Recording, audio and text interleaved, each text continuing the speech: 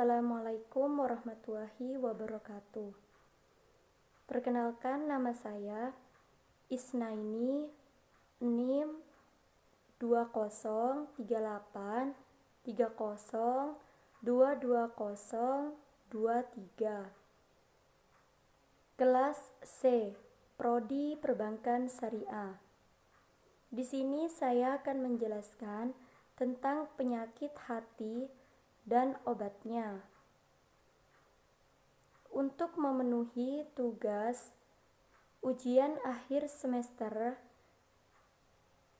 mata kuliah Pendidikan Akhlak Tasawuf yang diampu oleh Bapak Muhammad Khalid Wardi, MHI. Penyakit hati. Namun terlebih dahulu kita harus mengetahui tentang penyakit hati.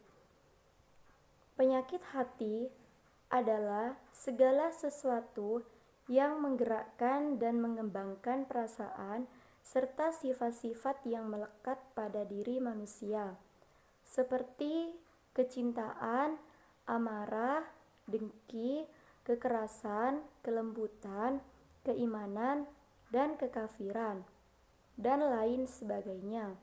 Jadi, penyakit hati adalah penyakit atau gangguan yang ada pada hati dan perasaan manusia. Penyakit hati ini bisa berpengaruh kepada tingkah laku atau perbuatan setiap manusia. Ketika kita berbicara tentang penyakit hati, tentu saja kita berpikir ke arah manusia sebagai makhluk ciptaan Allah, makhluk yang diciptakan dalam bentuk sebaik-baiknya dan merupakan makhluk yang paling sempurna dibandingkan oleh makhluk yang lain. Oleh sebab itu, kita sebagai muslim selayaknya kita senantiasa menjaga hati kita dari berbagai kotoran atau penyakit yang merusak keimanan dan ketakwaan kita. Dalam hal ini, saya akan membahas beberapa contoh yang berkaitan dengan penyakit hati. Yang pertama yaitu sombong. Sombong merupakan suatu emosi yang dibenci oleh Allah Subhanahu wa Ta'ala dan merupakan perilaku yang tercela. Allah melarang hambanya untuk bersifat sombong.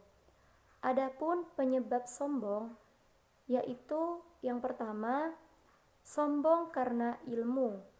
Dia menganggap dirinya memiliki banyak ilmu dan menganggap orang lain bodoh. Yang kedua, yaitu sombong karena amal dan ibadahnya. Ia menganggap dirinya derajat yang tinggi di sisi Tuhannya dan menganggap orang yang lain celaka dan hanya menganggap dirinya selamat. Yang ketiga, sombong karena harta. Ia menganggap dirinya memiliki yang banyak harta, bisa berkuasa dan menghina mereka yang memiliki sedikit harta. Penyebab sombong karena hartanya. Banyak orang yang sombong karena hartanya. Salah satunya adalah Qorun di masa Nabi Musa, di mana dia adalah orang yang kaya pada zamannya. Tetapi karena sifat sombongnya, Allah tenggelamkan semua hartanya ke dalam bumi.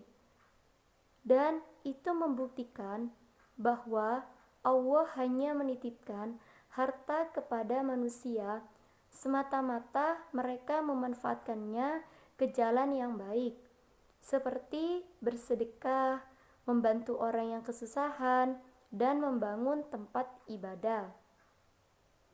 Yang kedua yaitu zuuzon. Zuuzon merupakan berburuk sangka kepada orang lain. Ia menganggap orang lain salah dan menganggap dirinya benar. Orang yang mempunyai sifat suuzon, ia akan selalu merasa curiga kepada orang lain. Ia merasa orang lain selalu salah dan ia menganggap dirinya selalu benar. Atas kecurigaan tersebut. Yang ketiga yaitu riya.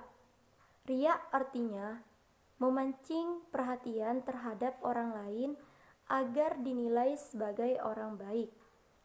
Riya merupakan sifat tercela yang harus dihindari atau dibuang jauh-jauh oleh umat muslim karena dapat menggugurkan amal ibadah. Adapun kegiatan-kegiatan riya seperti riya dalam ibadah, riya dalam bersedekah, riya dalam berpakaian, dan lain sebagainya. Yang keempat yaitu ghibah. Ghibah adalah menuturkan keburukan orang lain seperti badannya, perbuatannya, sifatnya, hartanya, keluarganya, dan lain-lain. Yang kelima yaitu syirik. Syirik di sini dibagi menjadi dua, yaitu syirik akbar dan syirik khair. Syirik akbar yaitu menjadikan sekutu selain Allah lalu ia menyembahnya. Syirik khair adalah setiap perbuatan yang menjadi perantaran syirik akbar. Obat dari penyakit hati ada 5 macam, yaitu sebagai berikut. 1. Membaca Al-Quran dan maknanya. 2. Sholat malam atau biasa kita sebut sholat tahajud. 3. Kita harus merendahkan diri di hadapan Allah. 4. Menjaga kekuatan mental kita. 5. Perbanyak doa dan zikir. Sekian dari saya atas penjelasan penyakit hati dan obatnya. Kurang dan lebihnya saya mohon maaf. Wassalamualaikum warahmatullahi wabarakatuh.